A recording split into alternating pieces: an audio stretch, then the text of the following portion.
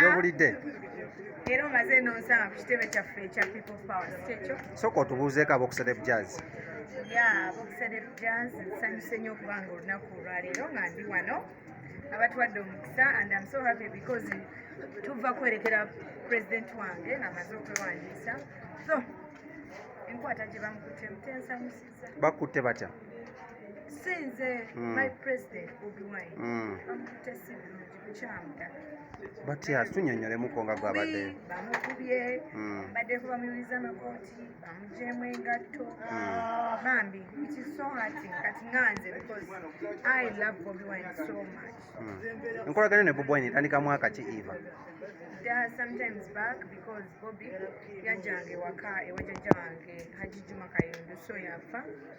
Then walingawo nali bayita badadde bange Kasimu, Abu Musa, Kenny ye gyali Kasubi nga babeera n'abo ba Andamandi ali Germany, like nga bajjawo nga bazze kupikinga abo baganda bange baleka balina gye bakubiranga ebikonde mu kisenyi biki because kuba nange nagendanga university. Then Bobi Wine, I like him, I love his music, his character, then up to now. Tukulaba akayika red naye eri munda mu kitenti nga bamunominate nga tetukulabyeyo. Ate mukwano baatukkiriza mwatuganda etendibibyo kati ate abalala abandi badde bagamba tujje nga mutukuba tiyagasi. Olwo gwe mu lugendo okomyewa okuva e Magere? Wonna mbaddeyo sebo lwakuba siyingidde munda naye obwedda ndi around naye nga ndi mu motoka nga mulimu AC because nina sinuses. Tiyagasi oyo ampisa bubi though wenzano kitebe bamunkubye.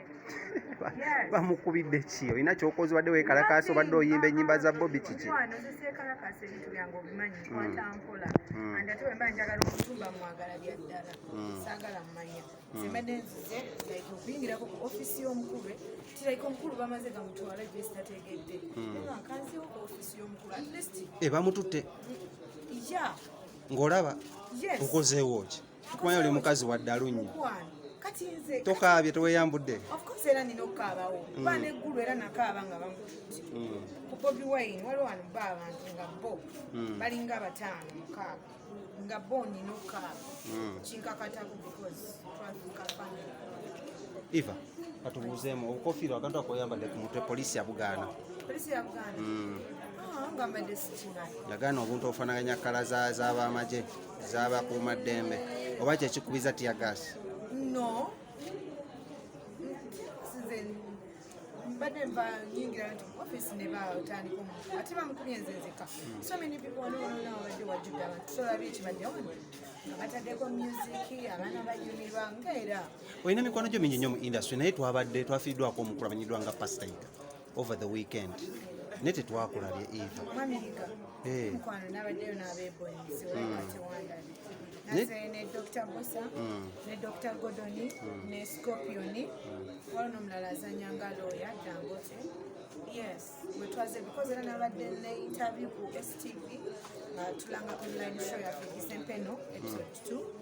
Then after Rajmaze nezijjamu engoye ezabadde ku TV nenyamba mukwano nase because nabadde sinza butajja nti Pastor Iga abadde is a dad to us like in industry and yeddirangabi and my mom yeddirangabi era olumu badde nga mbangezeyo ku ABS like batututeyo bulango obwa Evelyn like interviews nga mbeera nga abadde nsaabuza kukojja era doctor olina nnyo eddalu biki because ebyo bembeera zawuddudu wasanyusa okundaba kind of so kyakuyisiza kiti?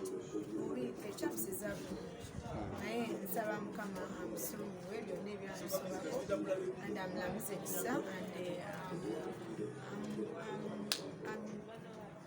bakyogera batya abeere n'ekitangala kimwakire Eva katwogereko ku kiki kyolifa twerabidde ku Pastor Iga?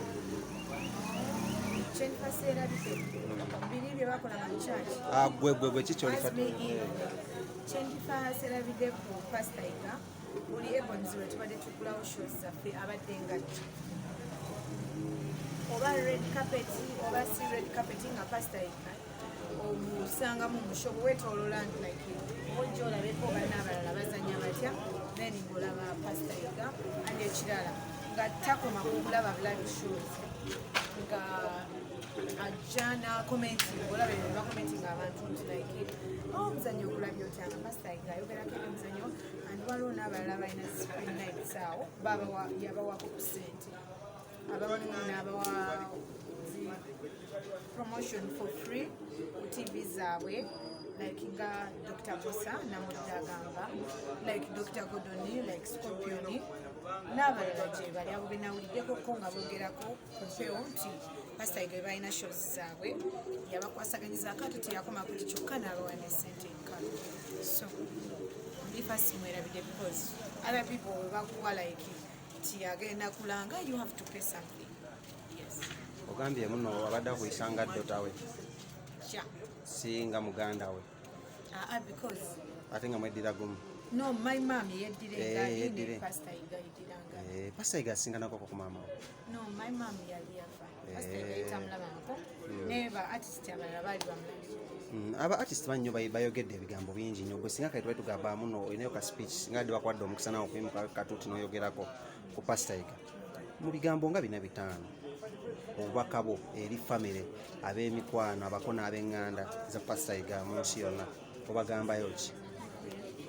Obubaka bwange nga nze iva Namulondo nti abantu bayiga okweyisa obulungi eri abantu nti olaba pastor iga yafudde mu COVID-19 nti abantu batya obulwadde batya okuŋŋaana naye buli muntu oba wa byabufuzi oba pastor oba ani buli muntu yenna yazze awerekere pastor iga amulabeko erisevannyuma lwaki nti yeeyisa bulungi eri abantu ande ku bintu byenabadde mpulira ebisinga pastor iga abadde n'omutima omugabi abantu bangi nnyo babeera balina naye nga tebagaba yabadde n'omutima omugabi wabadde owulira omwana nze yamotoka nze kyotakera kusama ku bantu balala then neŋŋumya ne famire ye ne pastor Andrew Jengo ne musaba yeeyise bulungi ga like his dad wabadde yeeyisa eri abantu because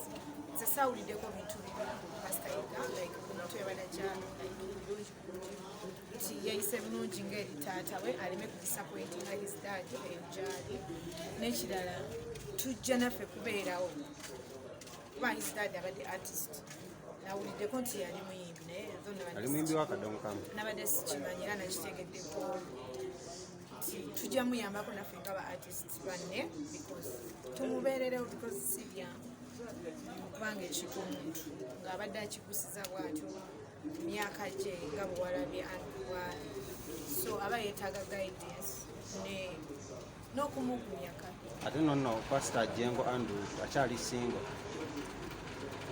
anti oyo abakojja wange mukwano nanti ngamba oyinza okuba ne mukwano gwo sobola kubanga nyono n'omusumba sajjawo katonda ekyogamba mbuti akulete tuyinza kutakayisaawo ebigambo ebisembayo eri abawagizi bo Eve.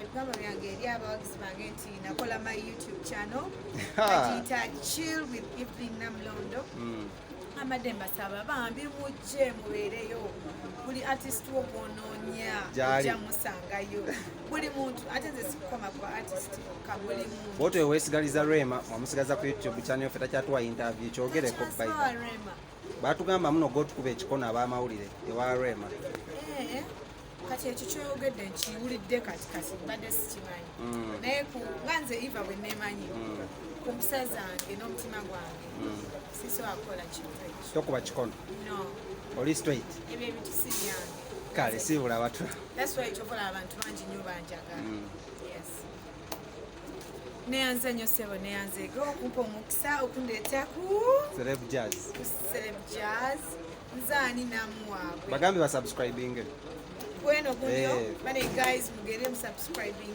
Celeb Jazz and n'ekirala banaye mwagale kyakulanye mwebeereremu